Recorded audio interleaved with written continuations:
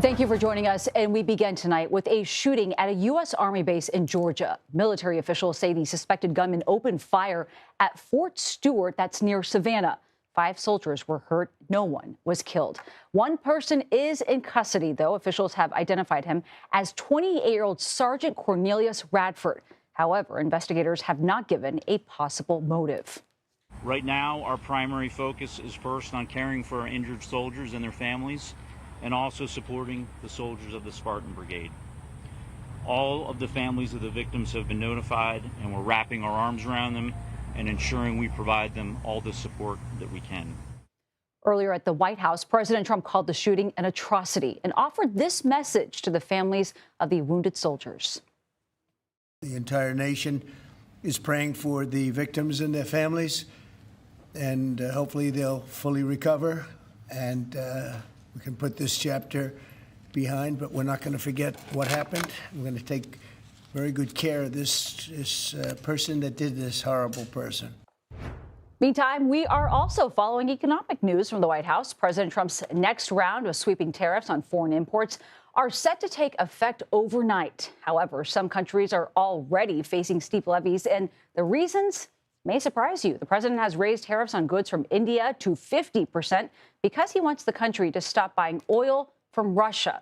He's also raised tariffs on Brazilian imports to 50%. And he says that's because Brazil has mistreated the former president there. He was charged with plotting a coup.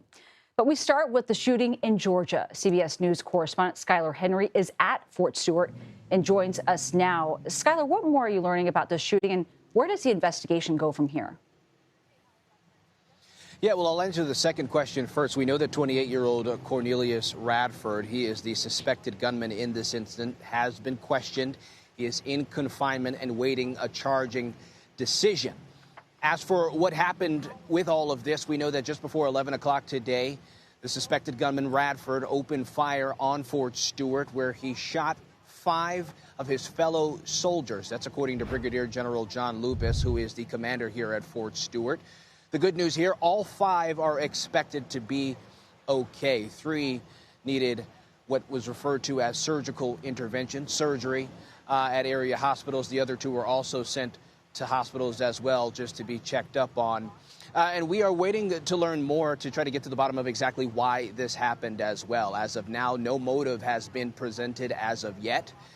Brigadier General Lupus also said, astoundingly, that fellow soldiers who happened to see what was going on base intervened. They stepped in and tackled Radford as they saw him opening fire. And they say that because of their actions, it prevented significant more damage here on base. As it relates to Fort Stewart, just a little bit of background. It is one of the largest on the just east of the Mississippi River, 288,000 acres, 10,000 families and soldiers live on this base. We're about 45 minutes away from Savannah, Georgia. It is incredibly busy here all of the time. As for Radford, we are continuing to learn a little bit more about his background. He is from Jacksonville, Florida.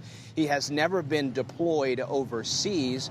And we're also learning a little bit more about his military history as well, having joined the Army back in 2018. We're also learning that he was arrested for a DUI back in May.